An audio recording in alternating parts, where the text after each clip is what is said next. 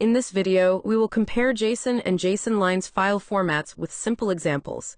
Both are used to store structured data primarily for data exchange. We will learn which one is more memory efficient to save large datasets. Most developers should already be familiar with JSON files, which are used to store a single JSON object or array. A JSON object is a dictionary in Python, and an array is a list of dictionaries. As shown in this example, the data stored in the example.json file is a single array that contains two JSON objects.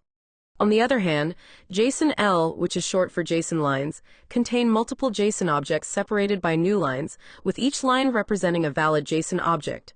JSONL files can be more memory efficient for large datasets because we can read each line one at a time. In this example, each line is a valid JSON object. Note that no matter how big the JSON object is, it must be put in a single line. The JSON objects are separated by new lines. We can use the load function from the JSON module to read JSON files. Note that all the data is read at once and is thus inefficient for large dataset. In comparison, we need to use the loads function from the JSON module to read each line of a JSONL file. Since each line is a valid JSON, it can be read independently.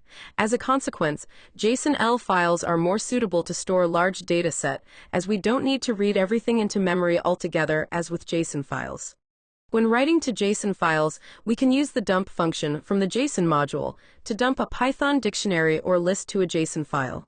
In comparison, we need to call the dumps function of the JSON module to convert each data entry to a JSON string and then write it to the target JSONL file. Note that we need to add the new line separator for each data entry explicitly.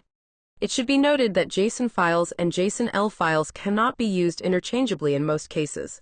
However, some systems may not be very strict about the file extensions and may store JSONL files with the JSON extension as well. If a service requires a JSONL file and a JSON file is used, you will get an error and vice versa. For example, this error will be encountered when we create a BigQuery table from a JSON file rather than a JSONL file. I'm sure you know how to deal with this error after watching this video. This is it for this video. Thank you for watching. If you enjoyed the video, please subscribe to my channel for more content.